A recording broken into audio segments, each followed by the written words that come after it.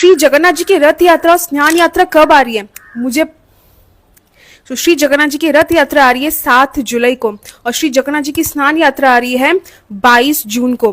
तो ये डेट को आप मार्क कर लो, इस वीडियो को ज्यादातर शेयर कर दो ताकि सबको पता चले कि रथ यात्रा और स्नान यात्रा कब आ रही है। भक्तों याद रखो, जगन्नाथ जी की स्नान यात्रा बड़ी खास होती है। जो भी भगवान जगन्नाथ जी से उस दिन आप मांगोगे वो पूरा होगा, क्योंकि उस दिन उनका बर्थडे होता है जगन्नाथ जी का।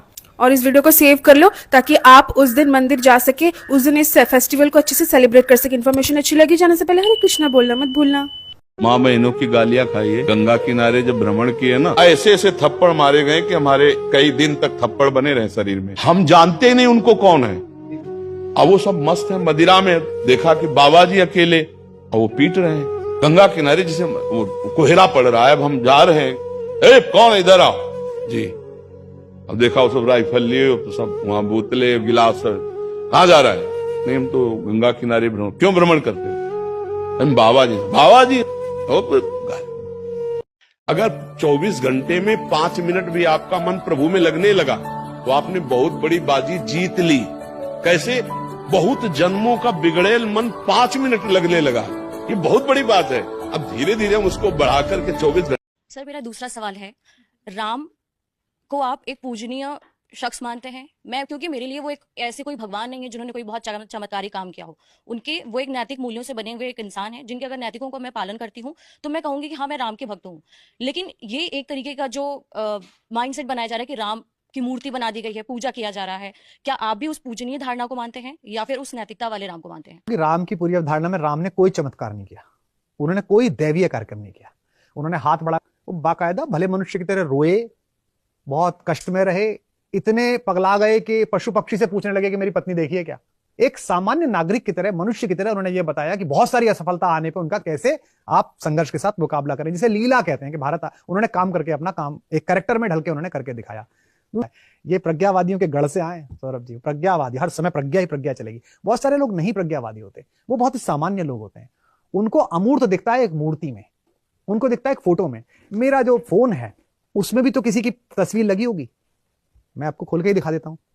तो ऐसा तो नहीं है कि ये महिला मुझसे बाहर है, ये महिला मुझे मिलती नहीं है, ये बेचारी मुझसे या मेरे को मिलेगी नहीं, या मैं ऐसा समझ नहीं सकता हूं। ये एक स्मरण है कि मैं अगर थोड़ा सा तनाव में हूं, कष्ट में हूं, फोन खोलूं तो पहले एक मुस्कुराता हुआ चेहरा मेरे सामने रहना चाहिए जिसको मैं प्रेम करता हूं। तो मूर्ति केवल इतना है कि जो बहुत सामान्य नागरिक हैं, जो बहुत बुद्धिवादी नहीं है, जिनको द्वैत अद्वैत ब्रह्म माया जीव ये समझ में नहीं आ रहा है, उनके लिए एक विग्रह है जिसमें उन्हें भगवान दिखा और उन्होंने हाथ जोड़ लिए। बहुत सारे लोगों को तो मेरी पत्नी को, मेरे यहाँ जो पालतू एक बच्चा हमारा एक डॉग है, कुत्ता है, उसमें बेटा दिखता है। इसे मूर्खता कह सकते हैं। पढ़ी लिखी महिला है, पीएचडी है, बड़े पद पर है। मेरा बेटा कहाँ गया? बेटा दुखी हो गया, बेटे की आंख में पड़ गया। बेटा थोड़ी है वो, अंदर एक प्रेम का झरना है बच्चों को लेके, वो उसमें जाके प्रतिस्पर्धित होगा। उसको पता भी नहीं होगा ये बात, और वो भी भूल चुका है कि मैं पशु हूं। उसको भी याद नहीं है कि वो कुत्ता है। उसकी उतनी लड़ाई है, मेरी बेटी बगल में आके लेट जाए तो वो उसी अधिकार भाव के साथ लड़ता है कि ऐसा कैसे हो गया, पहले अधिकार मेरा है। खूब लड़ाई होती है और हम उसका परम आनंद उठाते हैं। अब उस पूरी प्रक्रिया को देखकर कोई आदमी प्रज्ञावादी बुद्धिवादी मुझे मूर्ख कह सकता है? क्या मूर्ख आदमी है? कुत्ते से बहस हो रही है, वो कुत्ते की भाषा में। आप बिटिया हैं, आपको बोलूं, आप अपनी मां से बात करना। आप जब पैदा हुई, दुनिया की हर मां ने अपने बच्चे से जिब्रिश में बात की।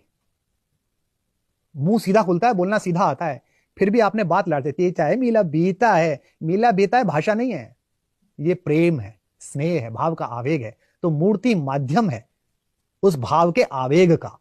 हाँ, उसके लिए वितंडा करना वो गलत है। किसी को उसमें दिखते हैं, किसी को सीधे दिखते हैं। मुझे तो सीधे दिखते हैं, कैन यू बिलीव? मैं तो सीधे बात करता हूं, संवाद कर लेता हूं, मूर्ति में भी दिख जाते हैं। पर मैं आपकी जिज्ञासा, आपके साहस और आपकी चेतना का सम्मान करता हूं। कभी यदि भगवान हमारे सन्मुख आ जाए, हम कैसे पहचानेंगे उनको? ठाकुर जी तो किसी भी रूप में आ सकते हैं, आप कैसे पहचानोगे? तो भगवान की सबसे बड़ी पहचान छुपी है उनके श्री चरण कमलों में। ठाकुर जी कितना भी रूप बदलने, भेष बदलने, लेकिन अपने चरण नहीं बदल सकते ठाकुर जी। ठाकुर जी के चरण, इसलिए श्रीमद् भागवत में भगवान कपिल माता देवहूति को कहते हैं, मां मंदिर में जाओ तो सबसे पहले नजर गाड़ करके मेरे चरणों को ही देखो। मैं अपनी कथाओं में कहा करता हूं, ये ठाकुर जी इतना सुंदर श्रृंगार करके क्यों खड़े होते हैं? बड़े चतुर हैं भगवान। श्रृंगार करके इसलिए खड़े होते हैं ताकि दर्शनार्थी आकर के मेरे मुंह को ही देखता रह जाए, चरण देख ही नहीं पाए। क्यों? चरण देख लेगा तो तारना पड़ेगा, और यदि तार दिया तो वैकुंठ पहुंचेगा।